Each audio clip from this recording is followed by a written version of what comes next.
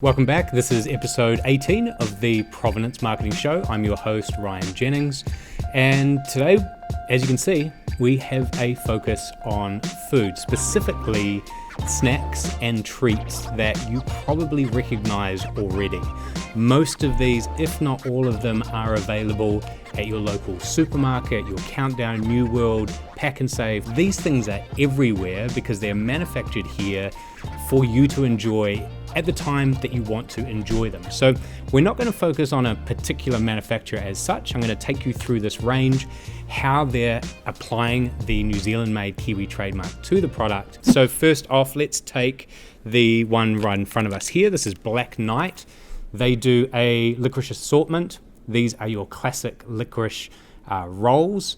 And I saw these a couple of weeks back down in Queenstown, in Arrowtown, in a shop that specializes in lollies from all different countries. And this particular one was their hero one, if you like, for the New Zealand section. And a lot of people were buying it. And it's got the New Zealand made logo on the bottom right-hand corner, which is, it's good to see. If it's on the front, then you as a consumer are seeing this alongside the brand name itself, which is different from the next one I'm going to bring up. So Griffin's Super Wine. There's two ways I've enjoyed this. A bicky next to like an afternoon tea with family, or something my mum's made is you crush these down, it becomes a great base if you're making a fudge. They've added the Kiwi trademark on the back. Another label you may not have seen before, but increasingly in Australia, these are becoming common for products that are sold in New Zealand and Australia, is the square which says made in New Zealand. And what happens with that is now it complies with Australian law, so you can sell your product over in Australia. So they've actually got the two marks there. Certainly from a distance, that Kiwi trademark's much easier to see as a consumer. This is also a Griffin's product, one of my favorites. Mallow Puffs, delicious, New Zealand made on the background. So let's move over to Whittaker's. What an iconic brand, manufactured in Porirua, New Zealand. They're really about their own brand. Even though they're a license holder of New Zealand made, they don't add the label on the back, the front, anywhere. So they're keeping with Whittaker's. That's the priority for their brand, and they're very well known already just for that. So one of my favorites, actually, this on a long road trip, I will always pick one of these up when I'm filling up with petrol. One of my own little treats and snacks I enjoy. Unlike this one, which I haven't seen for a long time, Maycey's. I don't remember them being in the package as a kid, but I do remember these being in the lolly pick and mix. Comment below if you know what I mean. Reading on the back here, it says, in 1875, Joseph Stacey manufactured confectionery in Queen Street, Auckland, on the site of the present Civic Theatre, and 3 generations of the family continues to manufacture premium quality confectionery. Outstanding. They've got New Zealand made on the front. That's our logo without the triangle. They also have this cute little alligator here, which is a character to translate or to transfer that this is a happy, friendly product. And on the back, something you can trust is not only our logo, but it's got Grandpa's recipe there, and it's got a cute little character.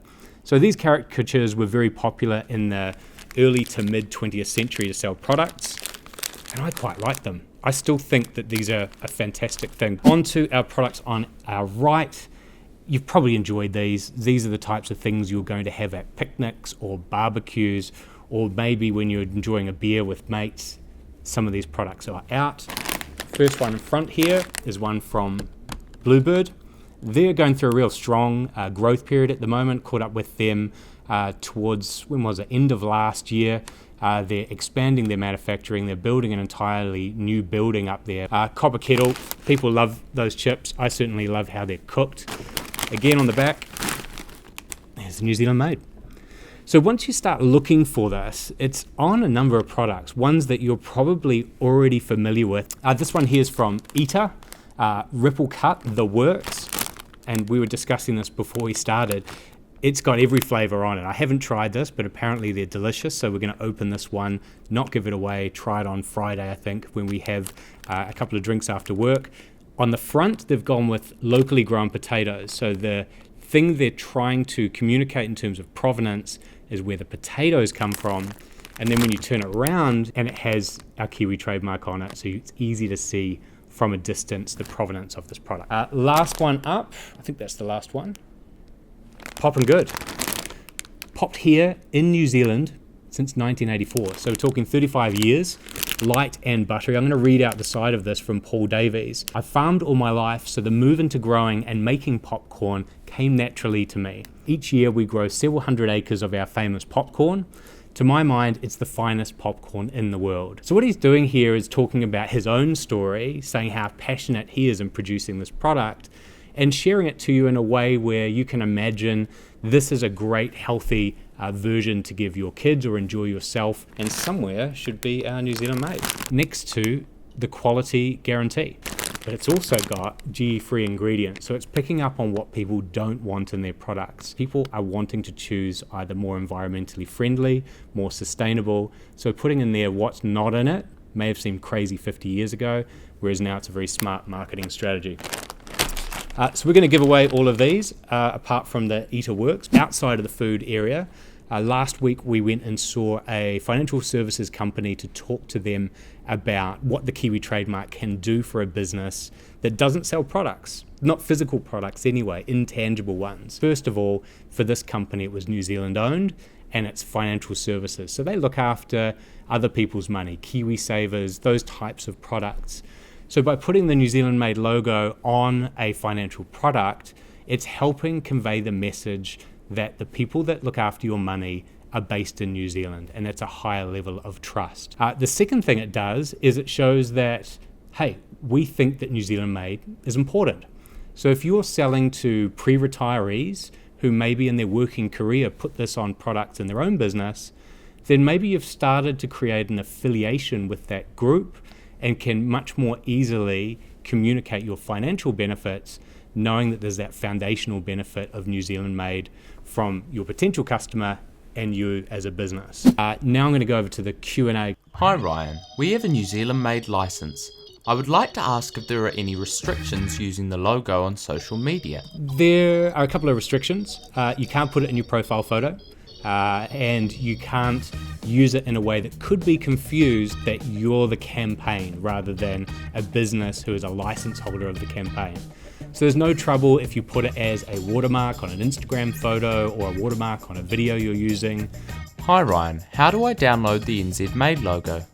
Downloading the logo, super simple, as long as you're a license holder. So go to buynz.org.nz, put in your login and password, and go to the area that says logos and artwork and download the version that applies to your business. Hi Ryan, do you think you'll bring out a woven label that we can stitch into our visitor chairs, much like the Damba label on your Provenance marketing show chair? And you've brought up something that I've been enjoying for the last almost 15 of our 18 episodes now. Now this is a Damba chair that is made in New Zealand, and they've got a woven logo. There's a woven Damba logo in here. Will we be bringing out the equivalent with the New Zealand made logo?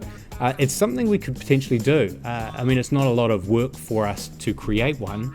What I would say is if you are watching and you're a manufacturer, get in touch, because the more of you that we can have to contribute to putting together a run, the more cost economical it's going to be. Right, so that's it. Episode 18, Provenance Marketing Show. Thanks very much for watching, and if you're listening on the podcast, really appreciate your subscription. If this is the first time you have been listening and you're not subscribed yet, please go and do it.